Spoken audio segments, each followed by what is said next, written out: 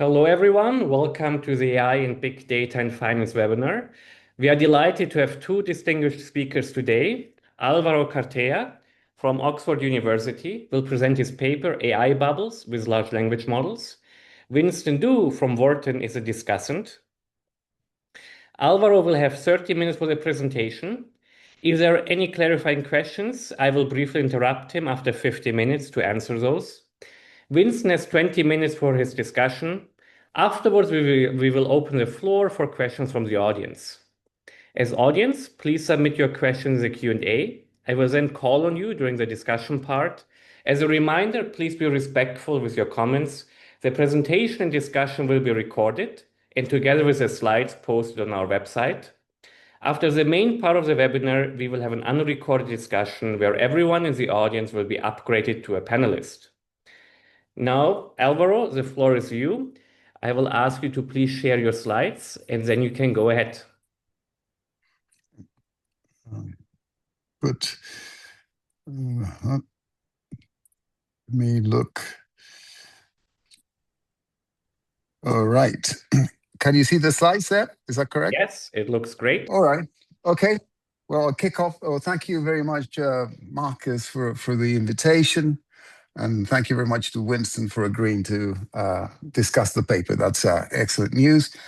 The paper is joint work with Patrick Chang, who's here at the Oxford Institute, and Nan Chen and Mingyue Xiong, who are both at the Chinese University of Hong Kong. Okay, so I'm just going to give a brief summary. I normally kick off saying, well, we have been working quite a bit here at the Oxford Institute on collusion and learning algos and so on. So this seemed like a natural paper for us to write. One of the things that surprised me, or should not surprise me, when we started writing the paper is that AI, artificial intelligence, or in this case, LLMs, are much more like us than I originally thought. They can be irrational people or irrational black boxes. They could be petty, they could be patronizing, they can look down on opponents, and they could be gender biased. You know, all of those things you will see throughout the presentation, that despite one expects these AI or LLMs to be kind of the best at doing what they can do, they have all of the biases. So let's put it this way, they have inherited from us all of those biases and views that we thought we could get rid of. So our experiment consists in two market environments, one in which only a no trade equilibrium exists. And one of our findings is that the AI agents will participate in the irrational bubbles. So despite that there's a no trade unique equilibrium or dominant strategy, nobody should be played, the AI agent will participate in the bubble.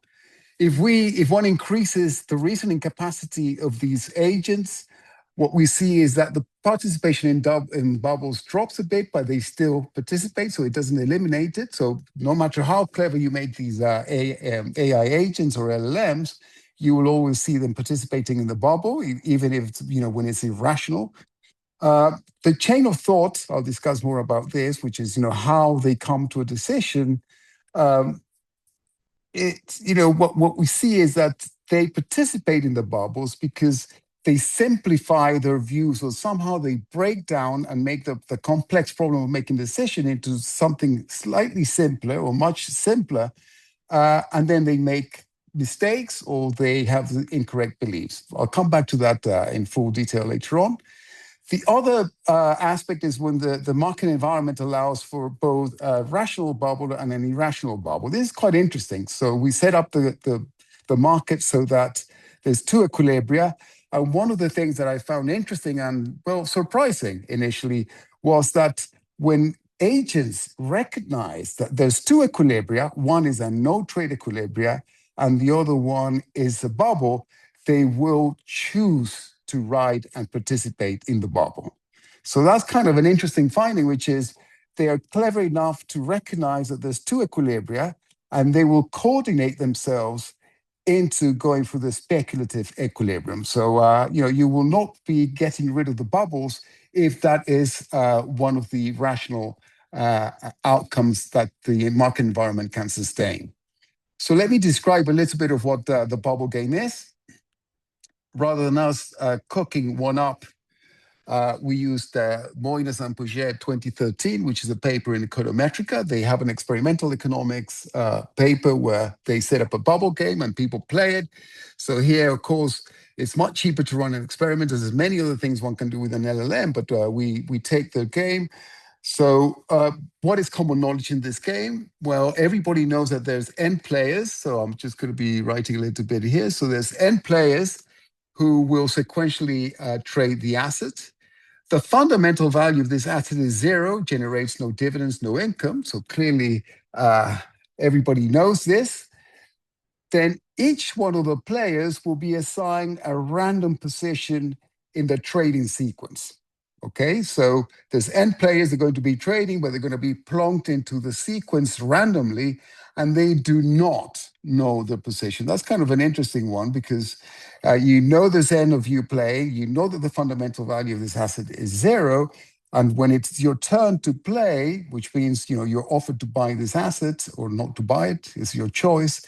You don't know. You have to take a punt as to where you might be in the queue of the n players buying this hot potato.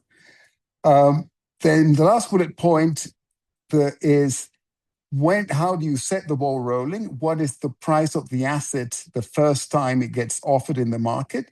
It comes from a random draw. So the price of the asset, the first person who's offered the asset will be offered a price of P1 here. And the interesting thing is that it's random, and the distribution of the potential prices comes from a truncated distribution, which we have here, which depends. Let me change pen. Which depends on where the truncation parameter is. So the potential outcomes of the first price will depend on the truncation parameter K, this blue capital K. The larger than the value of K means that the support of this distribution is bigger and bigger and bigger. So when K goes to infinity, it's a geometric distribution. When K is finite, it's just truncated. And this has implications as to what is your prior as to where you are in the queue. Okay, if K is very large or goes off to infinity, you never know how close you could be or what is the probability that you're very late in this game out of the n players, whether you're being called upon quite late in the game. I'll come back to this K parameter quite a few times, but again, when K is finite, the distribution is truncated, so there's a maximum price that can be drawn. There will be a maximum potentially or probabilistically. When K is infinity, any price pretty much can go, very, very high values, despite having a low probability of being chosen, they're still potentially possible in the draw. So what is the sequence of play?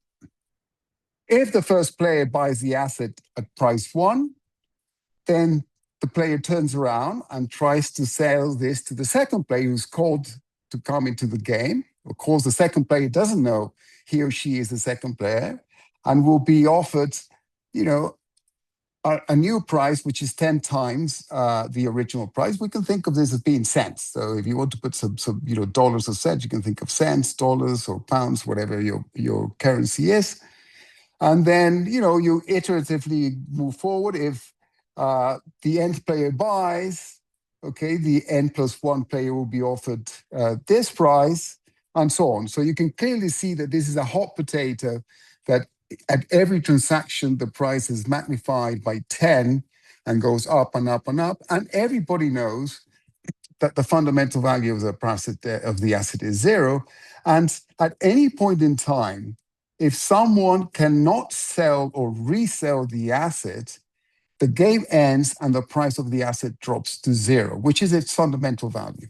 And each player is endowed with $1 of the game. So here you can be buying the whole asset or a fraction of the asset in this bubble game. So let's see a very simple example. If I was in a room, I would probably just play the game with people, but let's see a simple example where you have three participants, 3 players. So if the first player is offered the asset and decides not to buy, everybody goes away with the $1 they had in their pockets. If player 1 is able to sell it to player 2, for sure, and player 2 decides not to buy, then player one will not be able to sell and loses the money. If player two can buy from player one, can move and try to sell to player three, and so on. So if player three is called upon to play, this guy is clearly the last player. There's no player number four to buy. So player one makes 10, player two makes 10, but the last player in the queue, because fiscally is unable to sell it to anybody, no one shows up at the market, will end up with zero, loses the $1 of endowment. Okay, so this is pretty much the nature of the game. So being last or close to being last is a bit of a problem. So how do you sort of start thinking about this problem? If you're a rational, let's say a rational player, you say, well, for any player I, you would speculate according to, well, you're going to take a gamble. And let's focus on the first line here. If the probability of that you're not last, which is given by this, and you can resell the asset to someone else, then your utility, the utility you derive is that 10 payoff you obtain from being able to resell it. It could well be that you may not be last, and the probability of being last says, okay, I should go ahead. But the next player does not buy, or you're last, you're indeed last, then what you end up receiving is zero, so the utility of zero. If these two combined are greater than doing nothing, which means I don't play the game, the utility of one, if this holds, then you speculate. That's every single guy will come into the market and do this. The individual rationality condition will compute that and will decide to go ahead to buy or not to buy. Okay, that's roughly how they will start thinking about this. Now, the interesting question is, as I said at the beginning, there's two market environments, and these are pinned down by the distribution of the first price that's offered in the market. When the truncation parameter K is finite, we know, one can show, and this is one of the nice things about using the paper by Moines and Pelger, we know that theoretically there's only one dominant strategy, one equilibrium strategy, which is nobody should be trading. Why? Because that there is an end, there's a maximum price that can be attained. Even if you draw the largest price right at the beginning of the game, and each one of the players takes it and it's magnified by 10, this is pretty much what this is telling you. You know that there's a cap on the potential price at which this can be traded, and therefore, by a backwards induction type argument, the base in Nash equilibrium is never to trade. So we know that one equilibrium in the truncated distribution is you should never be playing this. The other market environment, which I like very much, and I'll discuss later at the end, I'll focus on the first one in the next set of slides, but this one is interesting because if the first price is drawn from a geometric distribution with infinite support, means that it's very difficult for you to guess where you are in the queue. If you're right at the beginning of the guys who are buying and trying to resell, or whether you're the last. So there's two equilibria here. One, and a rational bubble that everybody, if everybody's individual rationality condition holds, means that everybody, looks at the punt. Let's go back up here. If this holds for everybody in the game, well, everybody's going to be playing the game. So it's rational for you to enter into this bubble game. Or the other equilibrium is, well, if any one player anticipates that someone will not be buying this asset, then of course the decision is not to trade, and that will give you the other no trade equilibria. So you have two when K is infinity, or the one no trade base in Nash equilibrium. I'm going to focus mostly on this for now. So who are artificial intelligence subjects? So we're going to use LLMs, right? Let me just focus on the important parts of this slide. We're going to prompt it. The interesting thing... Álvaro, can I ask Yes, a quick clarified question? for So sure. Robert from the audience asked, the payoff seems strange. How can player 2 pay 10 for the asset if his endowment is only 1? Okay, you have an external. That's a very good question. So the things I don't have time to go with that. So when you want to buy the asset, there's an external financier that will loan you the money, and if you include it in the game, it will be rational for them to give you a loan. So imagine there's a bank, and you go and borrow the next, however many dollars you need to buy the asset, and then you repay after you sell. Okay, so that's a very good question. Thanks for the clarification. Okay. Any more questions? Please go ahead. Okay, right. So when we're going to use ChatGPT 5.2, or we use other ones. The nice thing about doing this instead of an experiment with people is, first of all, we can tweak the reasoning effort. In ChatGPT 5.2, we can do low reasoning effort or high reasoning effort. So we can kind of test the bounded rationality, how these behave, if you're more clever or less clever. Then we can also, as part of the instruction, we can extract the chain of thought. So when the LLM takes a decision, we'll print all of the things that was thinking or going through, and then we can extract that and analyze it, which is quite important because in behavioral, in experiments, when you ask people, why do you do something? The answer is most of the time to justify why that was the decision. Here we see the thought process that leads the LLM to taking a decision to participate or not participate in buying the asset. We also tried Gemini, DeepSeek, and Claude. I'll report those later, but broadly, we get exactly the same results. So what is interesting in the structure of the problem is that you do not know where you are in the queue. So when you're called upon to play, it looks like a one-shot game. So that allows us to analyze this very nicely as an experiment. So we give the system prompt. So the agent is asked to play a game. All of the details of the game are written, with examples. So there's no ambiguity as to if they're getting confused about how, the rules of the game or what's going on.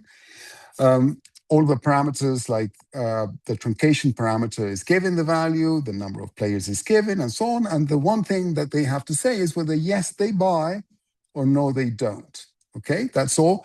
And then the internal chain of thoughts is extracted as part of the experiment.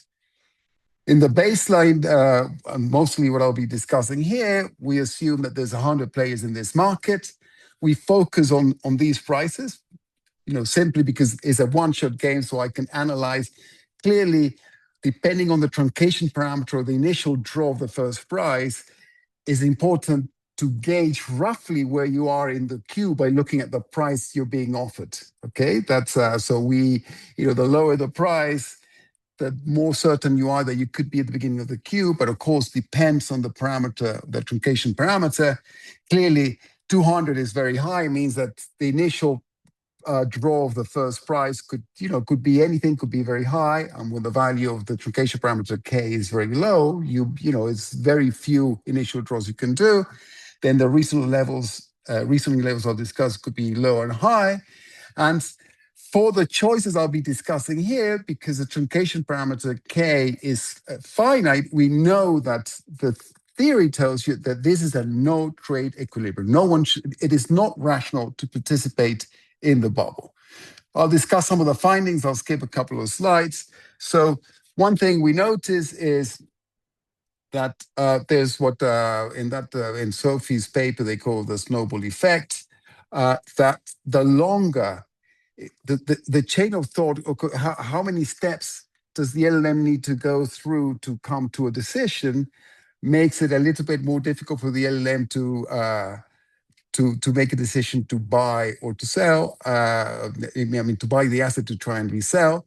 So if the truncation parameter is very high, it means that if you even want to do a backwards induction, the LLM has to work many steps back. And the more of these you have, the more propensity you see for them in participating in the bubble. They struggle to come up with the right solution.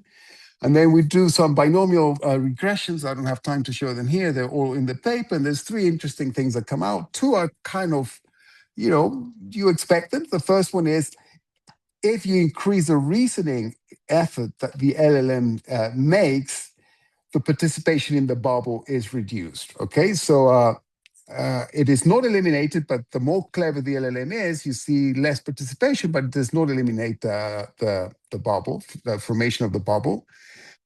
If the agent starts thinking in the thought process that, using any sort of backward induction argument to come to the decision whether to buy or not to buy, they tend to participate less in the bubble. Okay.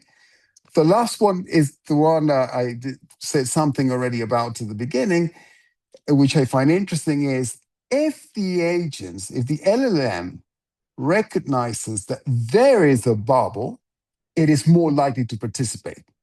So let's remember the sort of the interesting steps here. We know that is a no trade dominant strategy in Nash equilibrium that you should not be buying. But when the LLM recognizes that the environment is a bubble, it is much more likely to participate in the bubble. Okay, so it's, again, from a market efficiency point of view, it is telling us that being very clever should make the market more efficient. But here, if with one equilibrium, which is no trades, being more clever means that you will be more likely to recognize it's a bubble, but that makes you even more likely to participate in this bubble. So let's look at the reasoning. The question, so, the paper doesn't stop there. I think this is where it gets interesting. Why are these things happening, right? Are they speculating because they have the right belief but don't know how to respond?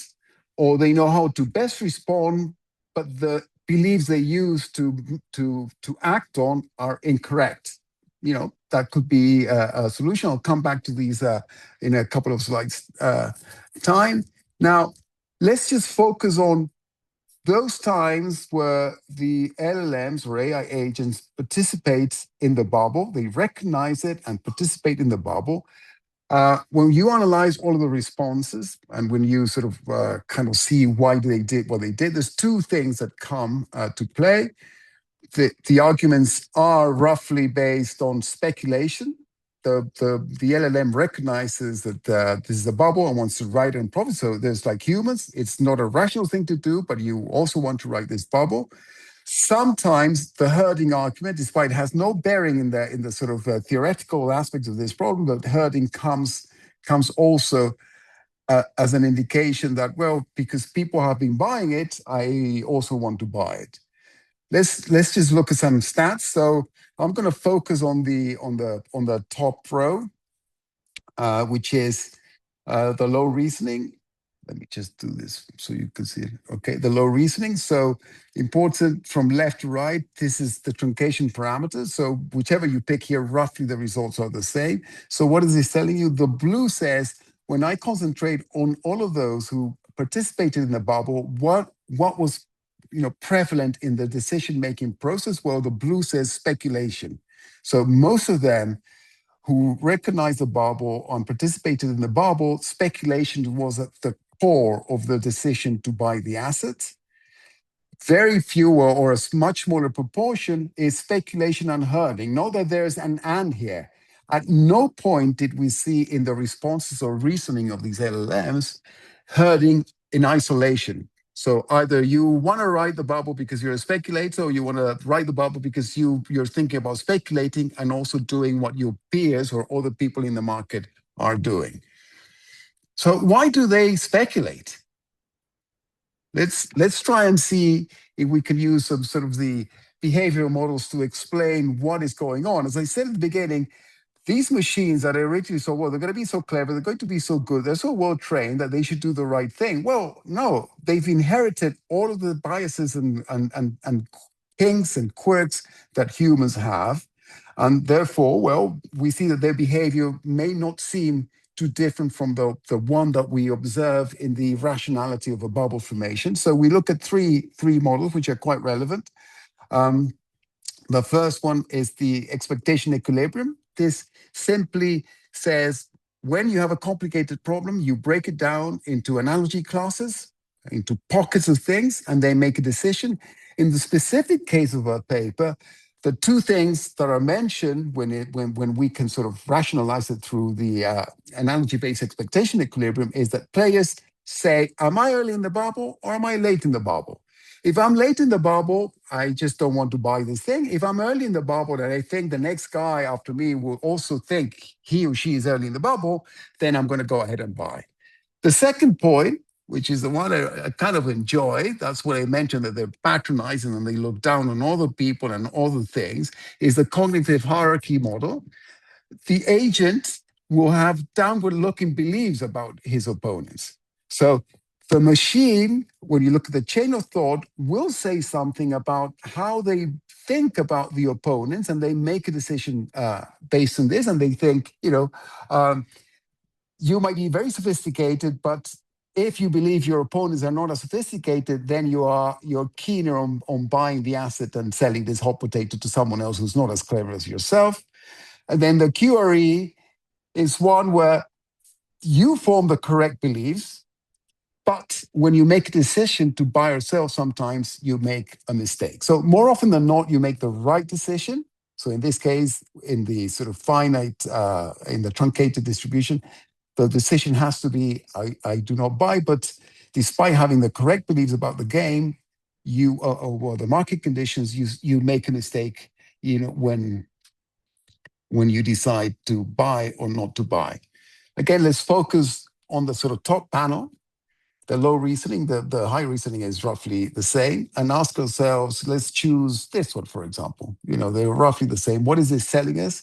So let me just put this, yeah, exactly. So here we focus again on the agents who recognize the bubble and participate in the bubble, and ask ourselves, okay, why did they make the decision they made by looking at the chain of thought? What comes up mostly is the AB, which is the blue, which, you have, is this one here. You are thinking the machine is breaking down a complicated problem into a simpler one, and the analogy classes, again, are two. Am I late in the bubble or am I early in the bubble? And, that's how they make a decision. And the way you need to interpret moving to the right of the prices that are being offered, that even if the price you're being offered is very high and you're pretty much reaching the potential upper bound where you say this really is going to burst any moment, you still see quite a bit of participation in the bubble. Very few of them use any other of the two explanations. So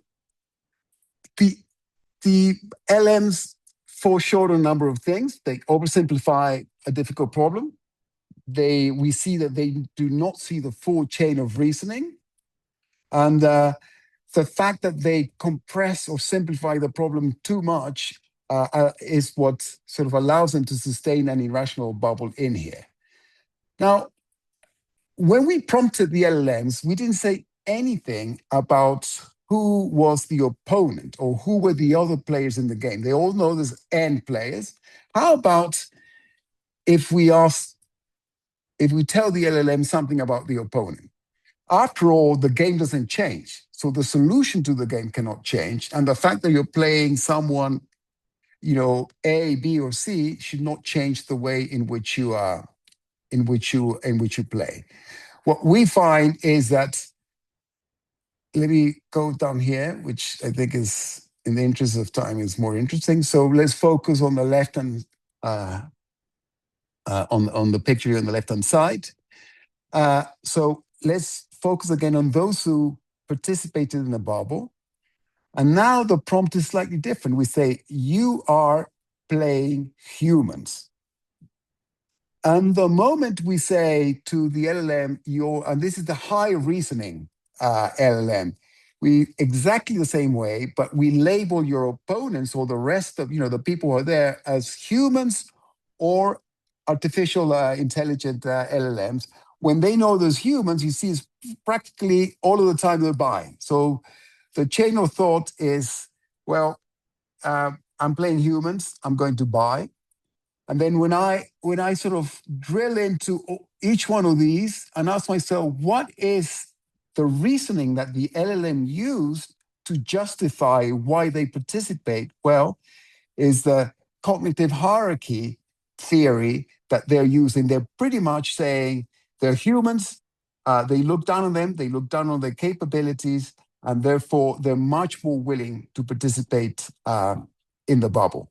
If you tell them that they are artificial intelligence or they're other LLMs, their participation is much, much more less. So here you see a clear way in which they look down on humans. And if you look at this one, it's quite, I haven't had time to tell you, but this prize is really the penultimate prize. Anybody who buys from you, the next guy in this queue, is the number N player in this game.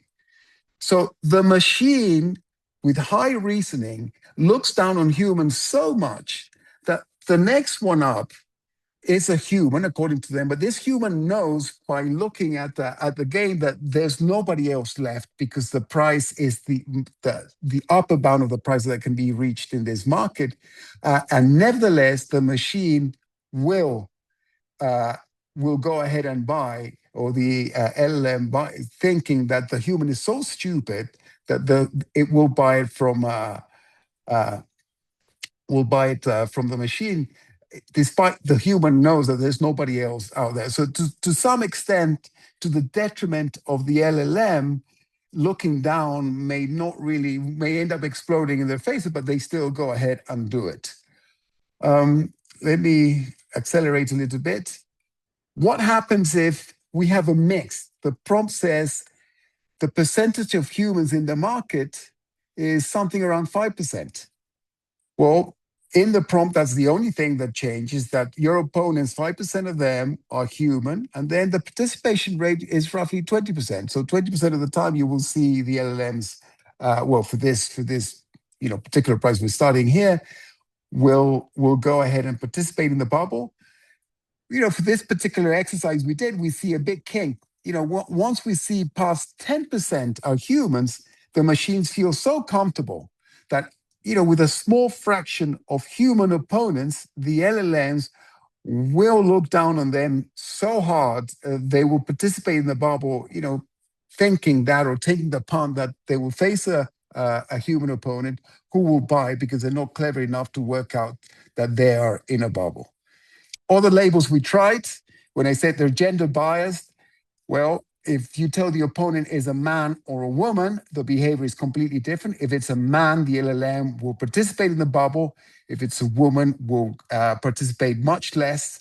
Okay, and this can be explained, but there's behavioral theory that explains that women will go for a safe choice. If there's a lottery and a safe choice, women will go for the safe choice. And we're pretty much thinking that the LLMs, they're trained on all of the literature we have ever seen and the ones that we haven't seen, and they pick up these gender biases. If you play the human versus the chess grandmaster, we see exactly the same thing. The machine will, look down on humans and will not look down so much on grandmasters. Old versus young, there are also ageism here. If the opponents are young, the machine will try, the LLM will be very happy trying to sell this a potato. They're very old. The machine's argument is, well, these guys are very clever. They know what they're doing. They're more strategic, so let's not do it. And if you tell the machine that if you tell ChatGPT they're facing Gemini, DeepSeek, or Claude, they seem to fear Claude the most. If it's Claude, they'll do much less of the hot potato stuff. I don't know how much time I have left, but 3-4 minutes, I should be done with the. Álvaro, can you finish in 30 seconds? Okay, so let me. 35. So if there's two multiple equilibria, the machine. What happens when the machine recognizes that there is a bubble? So that's slow reasoning and how reasoning. Either way, as soon as the machine knows that there's an equilibrium, which is no trade, or there's a rational bubble, they will always coordinate in the bubble.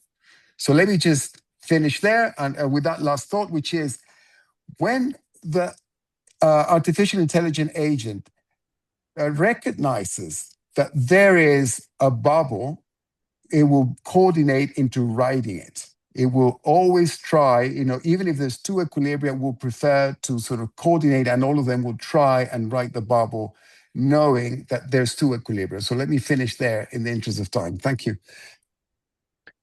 Thank you so much for the fantastic talk.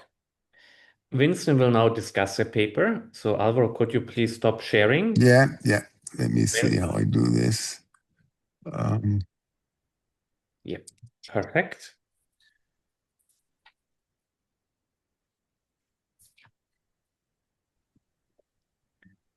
Right, so let me full screen. Okay, thank you, Álvaro, for the fantastic presentation. Very clear, very interesting paper. Thank you, Markus, for the invitation to discuss and read this paper. So I have 20 minutes. I'll try to finish my slides within the 20 minutes. I think this paper is very well motivated. I think the major motivation is AI adoption, especially large language models, is expanding beyond quant funds, right? We know for quant funds have long used advanced machine learning and even AI technologies for signal extraction and portfolio construction and trading execution. But after large language models for recent years, more and more different types of hedge funds already start to adopt AI technologies, especially large language models. For example, there's this discretionary and multi-strategy funds, including long-short equity and macro global funds. They increase their usage of large language models to support research, information processing, and automate their workflows. But I want to make this clear, right? So even they use large language models a lot for research, information process, and workflow automation, but typically they don't use large language models to train or automate their investment decisions or trading execution. According to Amos 2025 survey of hedge fund, actually they cover many large hedge funds, the total AUM of over about $800 billion. They found actually 95% of the respondents were using AI, and 75% of them were using it more than before, and 58% of them expected to use AI more in their investment process over the coming year, up from 20% in 2023. So you can say even it's widely spread usage, but it's quite unevenly. So about 40% of the hedge funds, they claim they use external tools with limits, typically large language models. And there are over 60% they use AI, and they hadn't imposed any restrictions on the usage yet.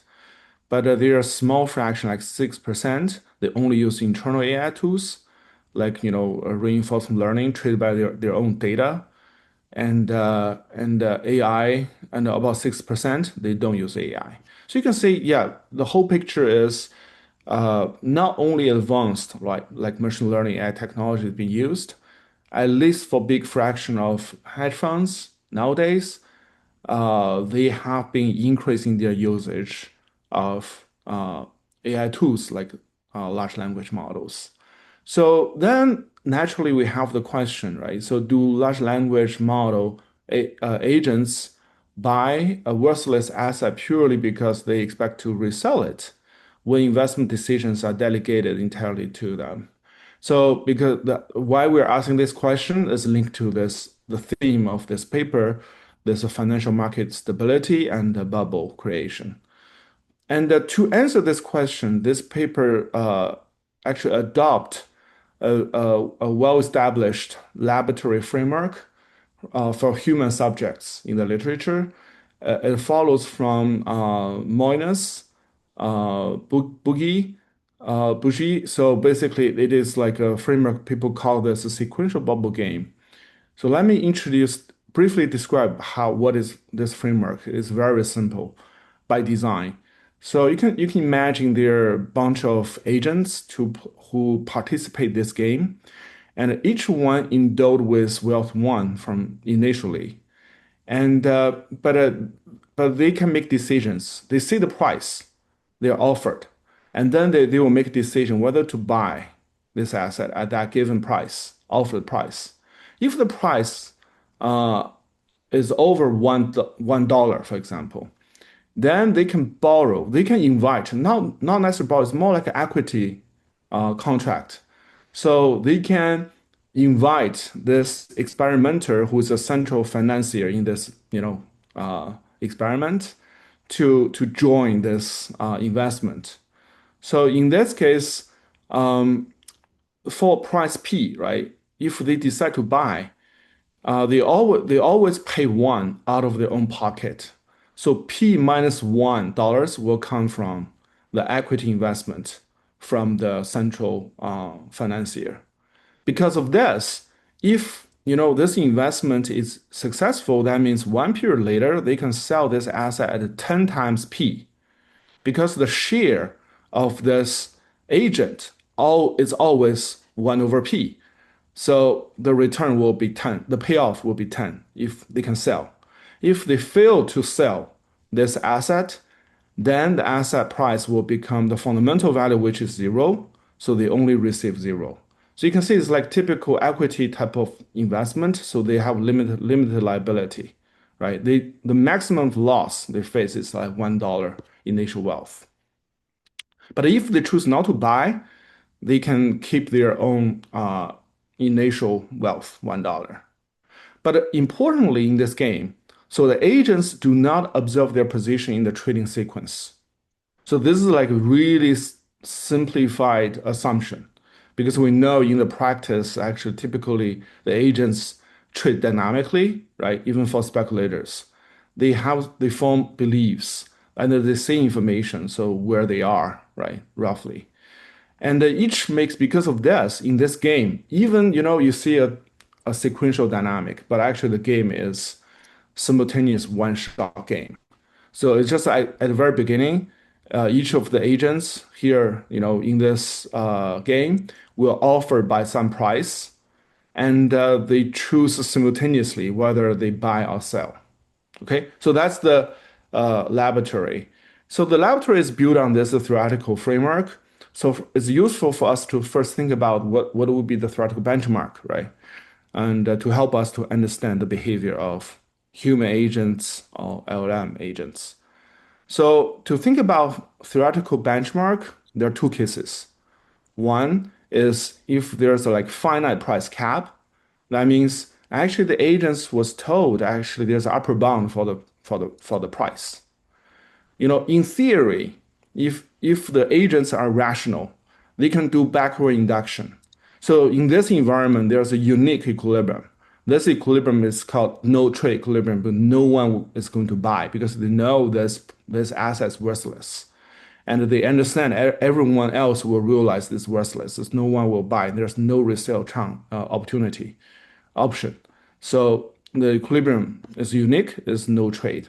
So if there's any buying behavior in this, theoretically, right, in this case, this behavior must be due to some bounded rationality or mistakes. And there's another case is less interesting, but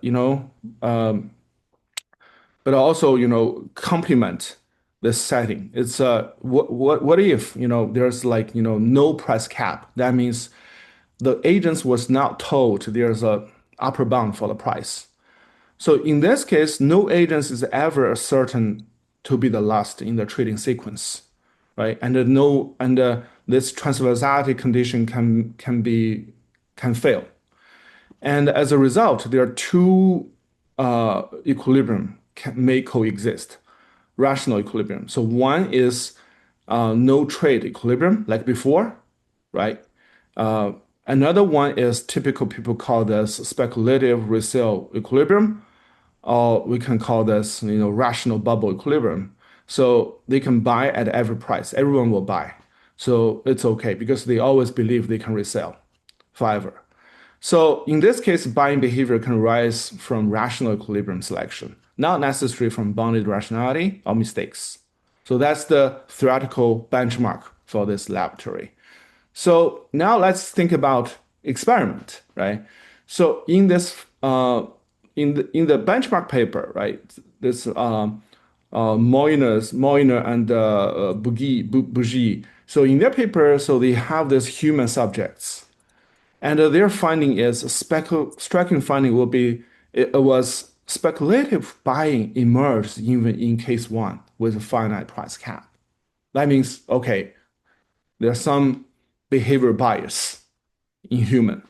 And specifically, they show there's a snowball effect. The propensity to buy rises when the no-trade logic requires more steps of iterated reasoning. That means if they do backward induction, they need to do more steps. That means their price offered is further away from this price cap in their mind. All win agents are less likely to be the last. It's the same thing, right? So it's a very natural outcome. And so in the original paper, Moiner and Bougie, so what they do is they follow this traditional, human-based experiment study. So they can only see this kind of reviewed choices made by subjects, and then they have some theoretical framework or models. Right. So specifically, they have this noisy payoff responsive model. Basic means the human basically can understand the distribution or the probability of resale, but they just like make mistakes when they respond to the correct probability. And the other one is analogy-based experiments. That means this belief is wrong, okay, or too rough. And also this cognitive hierarchy. This is like a more like complicated version of K level thinking. So in their paper, they show according to their structure estimation, they found actually this noisy payoff responsiveness and analogy based expectations are more important. This cognitive hierarchy is less central. And well, in this paper, instead of using human subjects, right, they ask the questions in the way of prompts, in the form of prompts to the large language models like ChatGPT, and they instead of doing this kind of structure estimation based on the outcome response of ChatGPT, they directly ask the reasoning summaries, right, and use the reasoning summaries to classify the mechanism.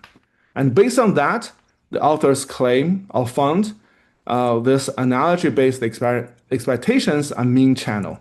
That means LMs made mistakes about this likelihood, about distribution. Okay, so that's the main finding of the paper, and compare with this human experiment. And actually, according to for this kind of like mispricing and the bubble, myself and with Yitai Goldstein and Yanji, we have two papers, subsequent papers. One is about AI trading and market efficiency. The other one is about AI trading with planning and bubble creation. So the major idea is very similar, right? We use some theoretical framework as a laboratory, and then we run simulation. We see how this algorithm will evolve or respond, right? But it's useful to look at this comparisons among these three papers, and because later my comments will mainly, will speak to those differences. So the first one is whether they are simulation-based experiment. They are yes, okay. And the second, whether in this framework we have endogenous price. That's one of the key differences. In this paper, the prices are exogenous, right? It's P, 10P, 100P, and so on. But in my papers, other two papers, they are endogenous. And how about mispricing? So yes, in this paper, there's a mispricing, but it's assumed because the price process is exogenous, right? Assumed to be the fundamental value is 0, the market price is assumed to be very different from 0. So in my 2025 paper, we show there's mispricing, endogenous slow drift.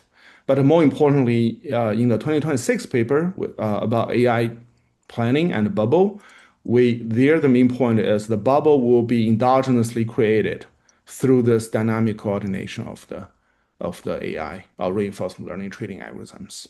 So yes, so AI-driven bubble in this paper, no. Although it's talking about bubble, but it's more about writing on the bubble, but not bubble creation, right? Not AI-driven bubble. So in my 2025 paper, it doesn't talk about bubble either. It's in the Kyle framework. There's no way to talk about bubble. Even we can talk about mispricing. But in the 2026 paper, the main focus we show, yes, it's the AI trading, they can create bubble. They kind of coordinate on this kind of like pump and dump strategy to create bubble and crash and make profit out of it. And dynamic trading, so in this paper, no, it's you can see, I told you, even it's a dynamic framework, but the trading is static. It's a one-shot game. Agents has no idea where they are in this trading sequence. So it's a static trade. Trading is not dynamic trading decisions. But in my own experiments, both they are dynamic trading. So counterparties who trade against the speculators, right? When we talk about bubble creation, bubble sustainability, it's very important we take into account whether they are like counterparties who trade against those speculators, right? In this framework, this is something be missing, but in my other simulations, by design, we have this arbitrageurs and other investors and market makers who are smart enough and trade against the possible bubble. And the mechanism, this paper claim this is like biased beliefs. And in my 2025 paper, we show in some situations, yes, actually even for reinforcement learning, their trading will cause mispricing due to biased beliefs. It's very consistent. So, but in the bubble creation paper, we show actually the AI, they can coordinate into this very sophisticated mechanism. It's a compounded price trigger strategy to sustain bubble and create this bump and dump trading strategy. And another last very important difference. So in this paper, the experiment is done on this pre-trained algorithm. So the LM is pre-trained, right? So the whole point for my other papers, my own papers, is more like, the experiment is to how the algorithm will be trained in this environment and what will be the steady state for them after training, right? In this trading environment. Okay. So this is like, hopefully this give a high level description and comparison, give you a better idea about this paper and in the literature. So now it's my major comments. The first one linked to this using pre-trained algorithm to do this kind of experiment, right? So you can see as Alvaro's presented, it is basically this pre-trained large language models just respond yes or no. So they're now trained or updated based on market outcomes and the trading profits, price feedback, or counterparties' responses, etc. Then, it's okay, but we need to be more careful, thoughtful about the interpretation, right? What really this experiment is informative about. I think this experiment is very informative about whether frontier large language models reproduce speculative reasoning in this kind of bubble game and similar to humans. I learned, it's very interesting. I learned yes, right? But this setting, at least for the current form, is not yet sufficient to be very informative about whether AI-powered trading can create or sustain or amplify financial bubbles in actual markets. Again, due to, this is like pre-trained and also this no price dynamic. And whether, this is a very interesting result, but when I sit down and think more, is this surprising? Actually, to me, it's not that surprising in the sense, by design, the large language models try to mirror and mimic human behavior, but just by design, right? This is the big achievement people have made, right? Because from very beginning, from the transformer foundational model of this, right, it is learning trained by those texts written by us. Basically trained the foundational basic models trained like how people write English or write language. And then they fine tune. This part is okay, it doesn't much, it's not really, fine tuned to human behavior, fine tuned to follow humans' instruction and answer humans' question more tightly, more closely, and precisely. I think that's fine. But the last step is very important, right? This is called human feedback reinforcement learning. We basically want to just train the machine to like behave and think like human, right? So how do we do this in the large language models? So they have this reward model. This is the very important ingredient, right? Remember, when we work with GPT, they always ask us to choose multiple choices, binary choices, and that's very valuable data for them. They use the data to build this reward model, just try to mimic how people think. What are what are humans' preferences? And then they use this human preference reward model using some a PPO, reinforcement learning, to train the model, to make this model really behave and think, reason like human, right? So given this, in this kind of very simplified experiment, the LLM just respond like human, consistent with the Cometrio paper, 2013 paper. I wouldn't feel very surprising, although it's interesting to confirm, but now that's surprising. Okay, so the third point is about this asset pricing claim, because when I was reading, originally when you look at the title of the paper, it's like AI bubble. I thought it's like about AI driven bubble. But actually, as I emphasized, it's like within this framework, it is more like, they assume there's a bubble in the framework. It's like in the most of the existing bubble papers, right? Like Bruno Meyer, Brule, and they assume there's a bubble, and the question is why the bubble is persistent, right? Given we have so many rational agents, right? So that's the logic here. Given this, I would feel, the evidence in this paper, current one, speaks to the large language model reasoning more, right? It's like experiment help us to understand this large language model reasoning rather than directly to asset pricing or market dynamics, bubble creation, right? So I think it'll be very useful for the authors to make this very clear. So it's very different from my papers with Itai and Yan. So there we really say the bubble, whether the AI trading can create bubble, how they coordinate to create bubble, even they're facing rational investors or irrational investors.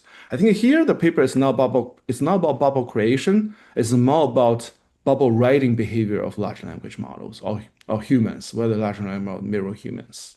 Okay, I think this distinction is very crucial, and it's about writing and the pitch.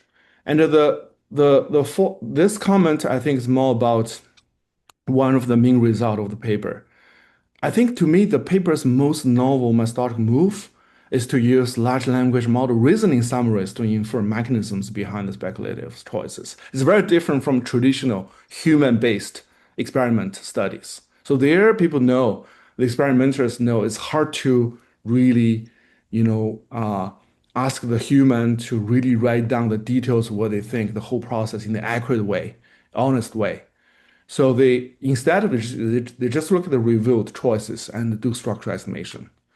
But here they look at these summaries and then they classify the reasoning into categories like backward induction, bubble awareness, speculation, herding, analogy-based expectations, cognitive hierarchy, and quantum response. This kind of like subtle and deep economic concepts. But it's very interesting exercise. I think this very promising line of research. But first, I think the result has to be interpreted with care. One is the reasoning summary here is very crucial. It's different. So it's not this raw reasoning chain. It's a reasoning summary also produced by the model. It's very coarse, right? So it may not be sharp enough to separate these subtle theoretical concepts cleanly. Like even for economists, it's not easy to really separate the subtlety of those mechanisms, right? So there may be classification errors.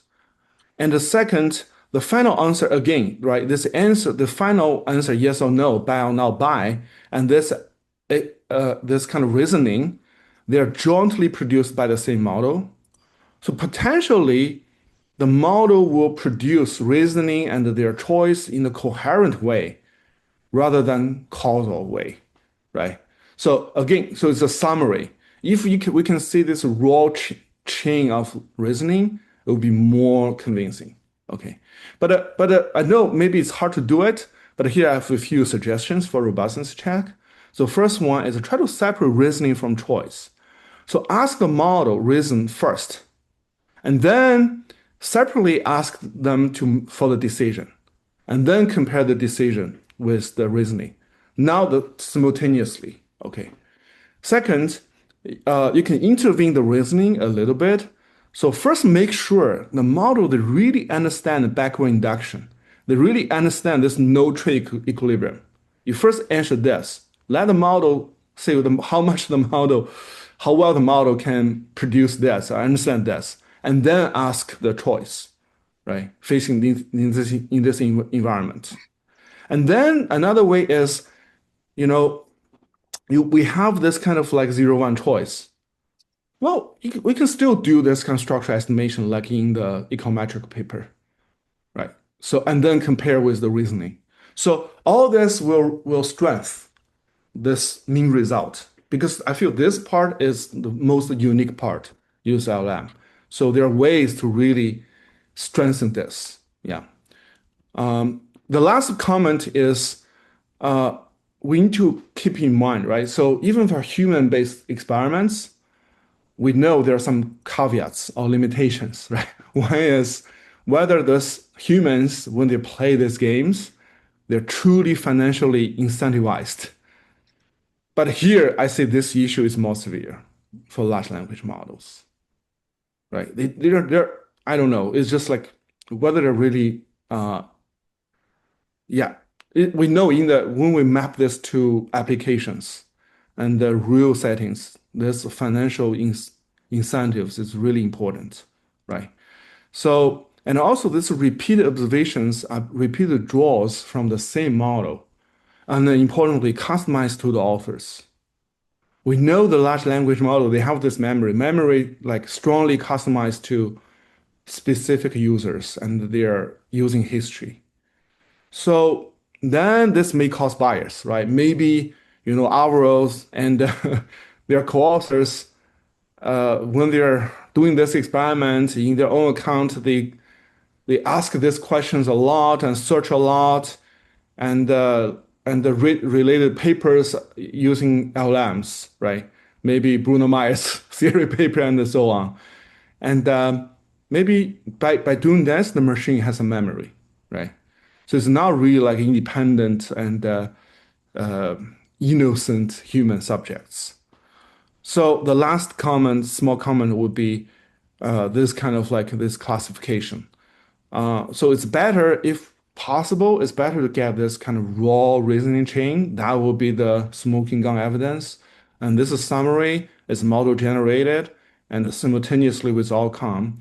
The concern will be the machine just try to make these two things coherent rather than really summarize the fundamental, causal reasoning. This kind of like the classification just mapped to the subtle theoretical concepts like cognitive hierarchy. I think that's a super subtle mechanism. It's not that easy I'm not sure. It's just like, we need some external validation to help us to convince the audience. Yeah. So let me wrap up. I'm running out of time, I believe. So Yes. yeah, sorry, Markus. So it's a very interesting idea with important topic. I appreciate the most is aiming to study AI and the finance interaction. It's a very important area, and most interestingly to me, the authors use this large language reasoning summaries, but I hope the authors can really strengthen this result. And here I have a few humble suggestions and comments for the paper. I will not repeat. Thank you. Sorry for running out of time. Thank you so much for the fantastic discussion. We have been running a little bit over time. I saw the comments were so interesting that I gave you the extra time. And also a lot of questions, the Q&A were already answered in the chat. So I think the audience also got an opportunity to provide feedback. The audience can now ask more questions in our unofficial part. So I would like to ask everyone who wants to continue the discussion and ask more questions to please stay in the room. We are going to stop the recording now and upgrade everyone to a panelist. Before we do this, I just want to point out we will have another webinar 1 month from now on June 25th. Please stay tuned. We will provide more information on our website. And now we will go to the unofficial part. Thanks again.